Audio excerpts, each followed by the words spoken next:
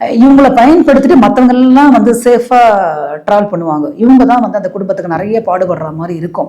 So இந்த நேரத்துல வந்து உண்மையான அன்புன்றது நம்மளுக்கு கிடைக்கக்கூடியது இறைவனிடம் இருந்து மட்டும்தான் அப்படின்றத கடகம் புரிஞ்சுக்கினாலே போதும், இவங்க ஜெயிக்க ஆரம்பிச்சிருவாங்க. ஓகேவா? ஓகே, கடகத்திற்கான பொருளாதாரம், வேலை, கடன் அமைப்புகள்லாம் எப்படி இருக்குதுன்றத பார்க்கலாம். பெரும்பாலும் கடகராசி பொறுத்த வரைக்கும் கடன் வாங்குறாங்க அப்படின்னா இவங்களுக்கு அப்பாற்பட்டு நண்பர்களுக்காக கடன் வாங்குவாங்க நிறைய பேர். ஏன்னா இவங்க கிட்ட வந்து மற்றவங்களுக்காக கடன் வாங்குவாங்க. ஒரு கஷ்டம்னு வந்து சொல்லிட்டாங்கன்னா உடனடியாக அடுத்த செகண்ட் இல்லைலாம் சொல்ல மாட்டாங்க. எப்படியோ ஒரு பணம் அரேஞ்ச் பண்ணி கொடுத்து மற்றவங்களை வந்து சேவ் பண்ணிட்டு இவங்க வந்து போய் ப்ராப்ளத்தில் மாட்டிப்பாங்க. இது கடகத்தினுடைய தலையெழுத்து. ஓகே, இவங்களுடைய பொருளாதாரம் எப்படி இருக்கும்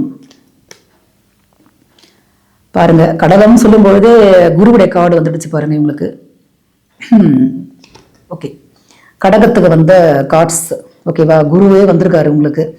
குரு தான் வந்து உங்க ராசியில பூச நட்சத்திரத்துல போய் உச்சம் அடைகிறார். அந்த குருவுடைய கார்டு வந்திருக்கு. குரு கார்டு வரும்பொழுதே பொருளாதாரம் ரொம்ப நல்லா இருக்குன்னு தான் அர்த்தம்.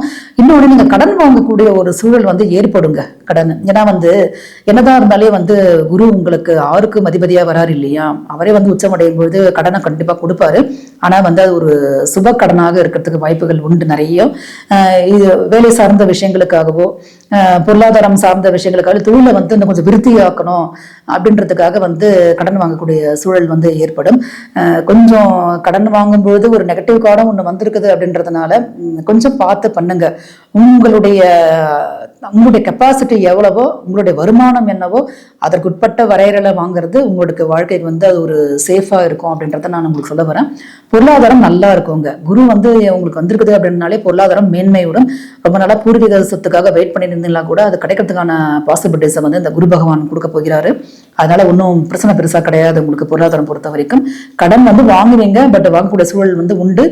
எனிஹவ் அதுல வந்து கொஞ்சம் உங்களுடைய, நான் ஆல்ரெடி சொன்ன மாதிரிதான், உங்களுடைய விரலுக்கேற்ற வீக்கம் அப்படின்ற மாதிரி உங்களுடைய கெப்பாசிட்டி என்னவோ அதுக்கு ஏற்ற மாதிரி வாங்குறதுன்றது ரொம்ப நல்லதாக அமையும்.